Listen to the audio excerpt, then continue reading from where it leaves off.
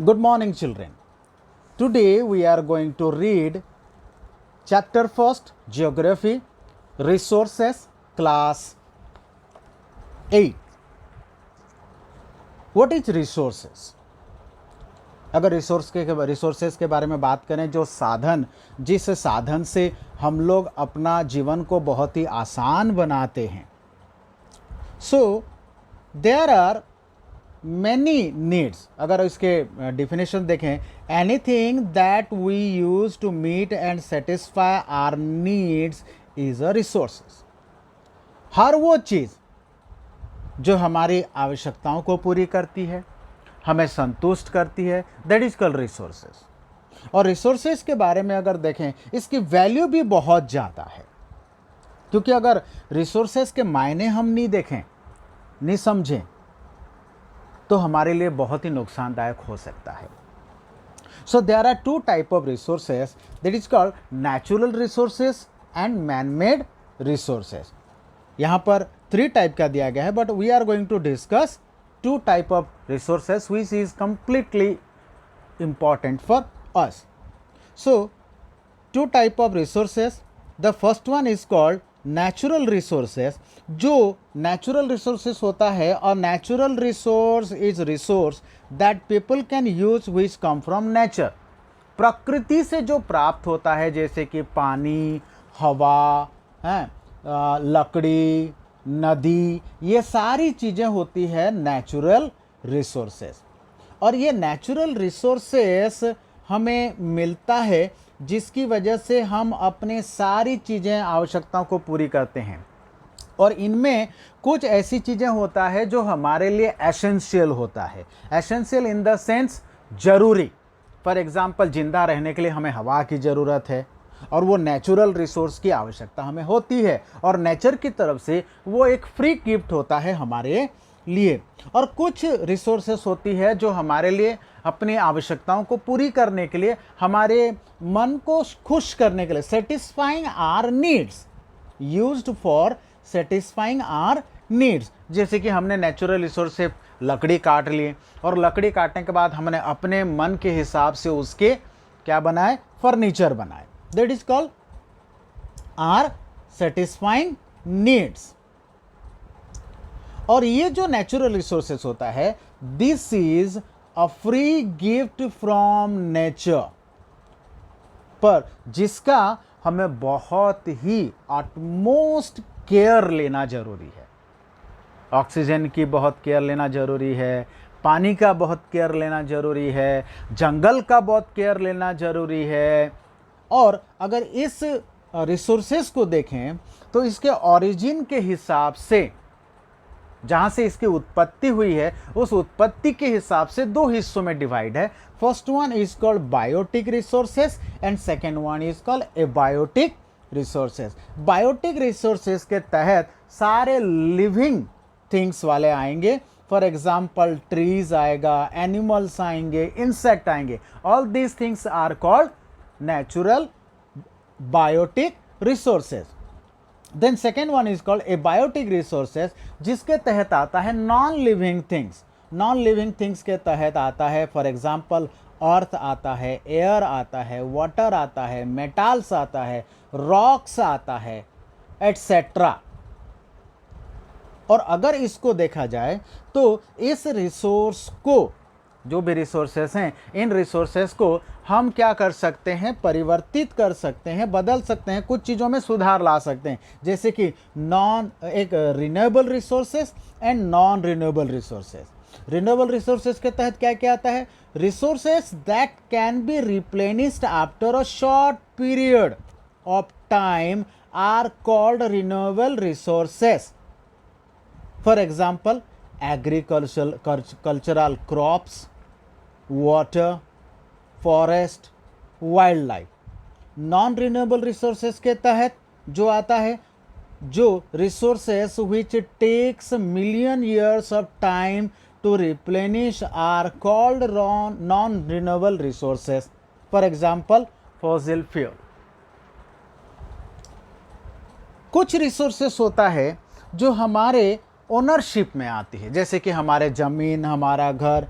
कुछ रिसोर्सेस में आता है जैसे कि कम्युनिटी के तहत, जैसे कि graveyard, grazing land, ponds, burial ground, parks etcetera. National resources के तहत जो आता है that is government land, roads, canals, railway etcetera. International resources के तहत जो आता है that is called ocean. Then पूरी तरह से ये इंटरनेशनल रिसोर्सेस के तहत से आता है। अब on the basis of status of development के तहत देखें तो पोटेंशियल रिसोर्सेस नंबर 1 पे आता है, जो रिसोर्सेस कहता है resources which are found in a particular region but not yet used properly. For example, Rajasthan and Gujarat receive plenty of solar energy and have plenty of wind energy. अब जैसे कि potential resources के तहत हमें अगर भारत के बारे में सोचें तो भारत में 2 रेगिस्तान है, पहला तो राजस्थान में है, दूसरा गुजरात में है। और अगर सोचिए वहाँ अगर सोलर पैनल लगाया जाए तो कितनी बिजली उत्पादन हो सकता है। प्रोडक्टिविटी ऑफ इलेक्ट्रिसिटी कितना हो सकता है, पर उस पोटेंशियल रिसोर्सेस को यूज ही नहीं करते। और वहाँ पर अगर हम विंड एनर्जी लगाएं जहाँ से फिर बिजली पैदा होता है तो वहाँ पर भी कितने हमारे फायदे हो जाते, पर उसका इस्तेमाल नहीं किया जाता, प्रॉपरली उसका यूज नहीं होता। Developed resources which are developed and survey for utilizations and are being used in present time are known as developed resources। और ऐसे रिसोर्सेस जहाँ जिसकी हम लोग पूरी तरह से रिसर्च करते हैं और उसका इस्तेमाल करते हैं।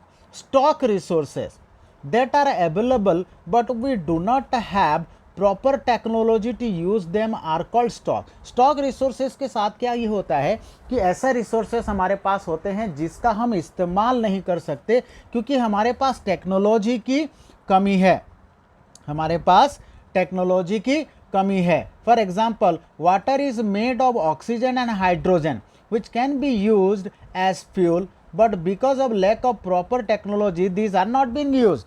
जैसे कि water is made of oxygen and hydrogen. Oxygen और हाइड्रोजन की वजह से पानी बनता है और जिससे फ्यूल भी बनता है, पर टेक्नोलॉजी की कमी की वजह से हम उसका इस्तेमाल नहीं कर सकते हैं।